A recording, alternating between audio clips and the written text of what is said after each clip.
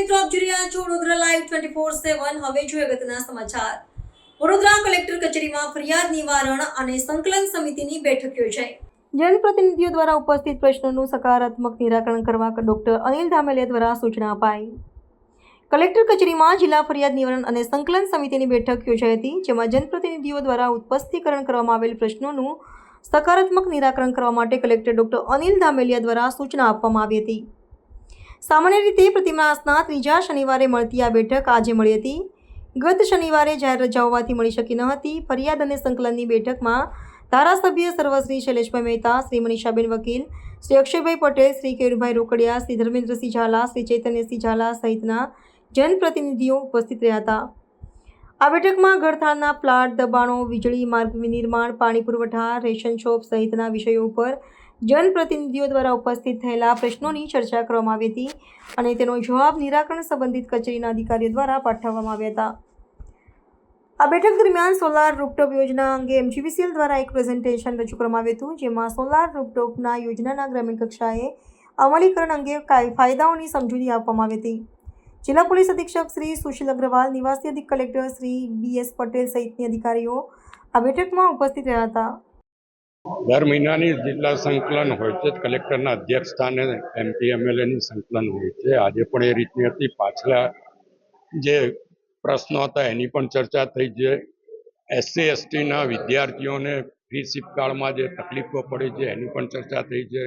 એ લોકોને દાખલાઓ માટે 2-3 પેઢીના સર્ટિફિકેટો માંગતા હોય છે એની ચર્ચા કરી છે અને પ્રેક્ટિકલ રીતે આ લોકોને રસ્તો કાઢી આપવા માટેની વાત કરી. મેનેજમેન્ટ કોટામાં જ્યારે એ લોકો એડમિશન લેતા હોય છે તો એમને ફ્રી શિપનો લાભ નથી મળતો, એને કારણે અધૂરું ભણતર છોડવું પડે છે. એ માટે પણ ફેરવિચારણા કરવા કીધું છે. સાથે સાથે બાયલીના અસાનધારા બાબતની ચર્ચા પણ કરી છે અને એનો એક દરખાસ્ત સરકારમાં અહીંયાથી કલેક્ટર દ્વારા મોકલવામાં આવી છે એવું કલેક્ટરે સંકલનમાં કીધું છે. સાથે સાથે જ અણખોલના ગ્રામજનો ની અને ગ્રામ પંચાયતના સભ્યોની જે રજૂઆત હતી તલાટીની વિરુદ્ધમાં, જે તલાટીની 2-3 દિવસ પહેલા બદલી પણ કરવામાં આવી છે. 3,71,00,000 જેટલા 1.5 વર્ષમાં ફંડ વાપરવામાં આવ્યું પંચાયતનું. મોટે ભાગનું ફંડ પેવર બ્લોક અને RCC રોડમાં વપરાયું છે. એમાં 1,11,00,000 જેટલી માતબર રકમ ગુડા વિસ્તારમાં વાપરવામાં આવી છે, જે પંચાયતને અધિકાર નથી, તલાટી સરપંચને પણ અધિકાર નથી. ત્યાં આગળ જે તે એમને રકમ વાપરી છે. આ અંગેની રજૂઆત કરી છે અને કલેક્ટરે આની પર કાયદેસર પગલાં લેવાની હોય, કારણ કે 5 લાખ સુધીના એમના પાવર હોય તો મોટે ભાગના કામો 5 લાખ રૂપિયાના ટુકડા પાડીને કર્યા છે. 20 લાખનું કામ હોય તો એના 4 ટુકડા કરવામાં આવે, 15 લાખનું હોય તો 3 ટુકડા કરવામાં આવે અને 5 લાખથી ઓછી રકમના કામોનો અધિકાર એવો હોય ત્યારે 5 લાખ રૂપિયાની મર્યાદામાં કન્ટિન્યુઅસ કામો થતા હોય એટલે શંકાસ્પદ એ સ્વાભાવિક છે.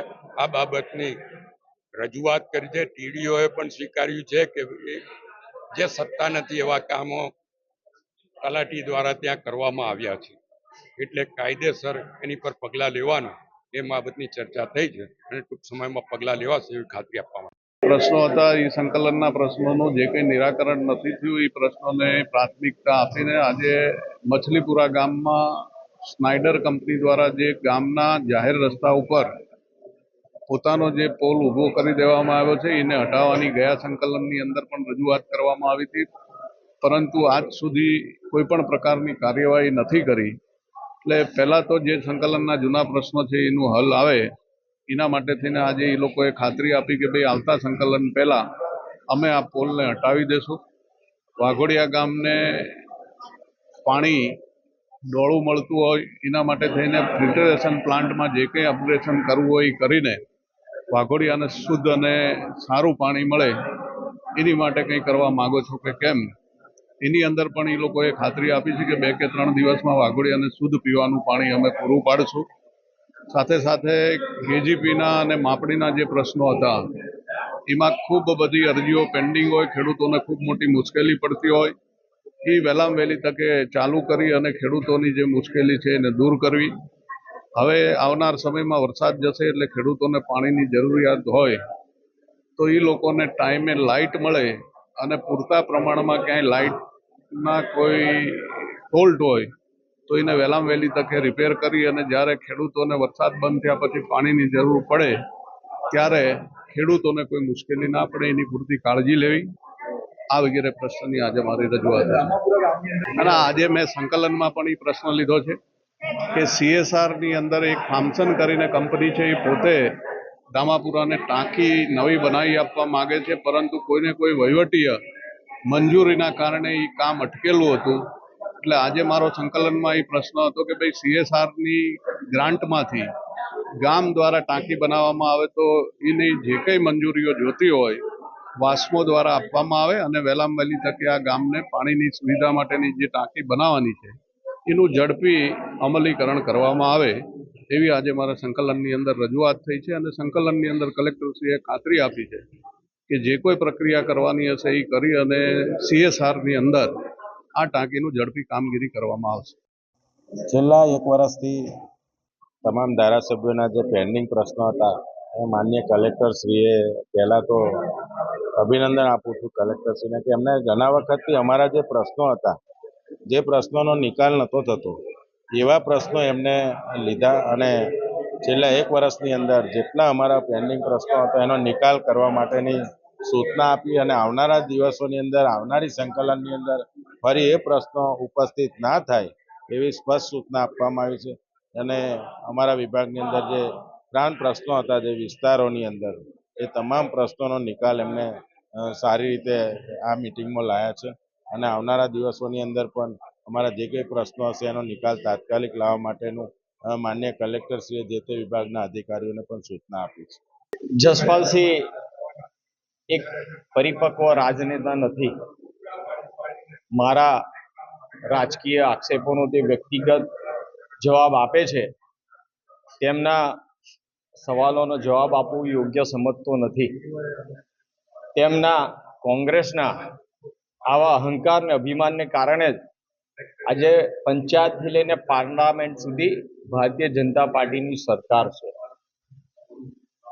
સોશિયલ મીડિયા પર અને કોંગ્રેસ સીધા આક્ષેપો વિરોધ નથી કરી શકતા, જેથી કરીને હવેથી કોંગ્રેસ સોશિયલ મીડિયાના ટટ્ટુઓ પાલવે છે અને તેમના આ ટટ્ટુઓ ગઈકાલે સરસવણી ગામે પંચાયત ઘરનું ખાતમુહૂર્ત થવાનું હતું ત્યારે તેને રોકવા માટે આવ્યા હતા, તેનો વિરોધ કરવા માટે આવ્યા હતા.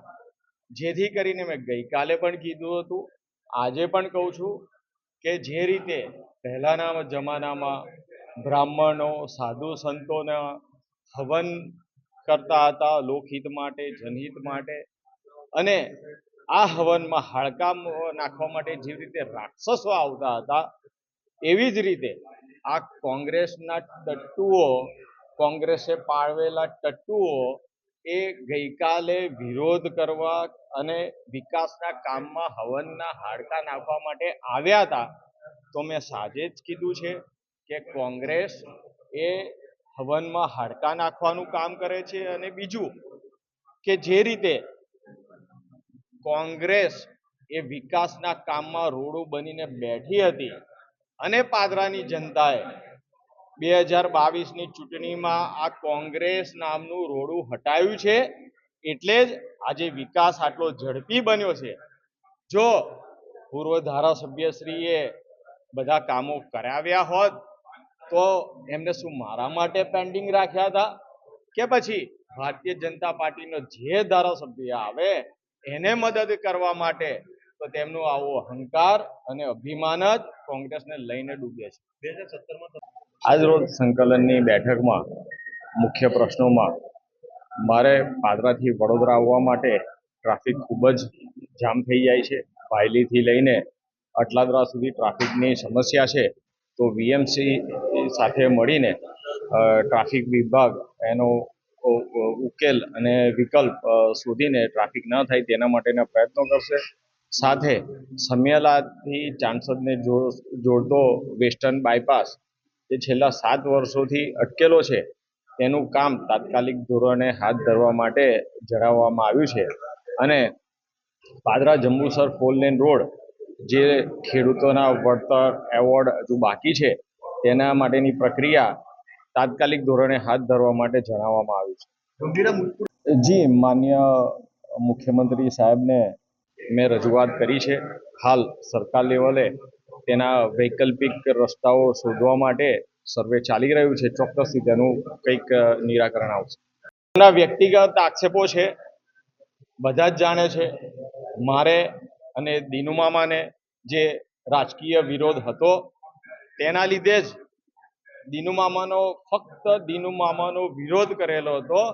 ભારતીય જનતા પાર્ટી ગઈકાલે પણ અમારા માટે મા સમાન છે, આજે પણ અને આવતીકાલે પણ અમે ભારતીય જનતા પાર્ટીનો ક્યારેય વિરોધ કર્યો નથી અને કરીશું પણ નહીં. અમારો વ્યક્તિગત વિરોધ હતો જે અમે કર્યો છે.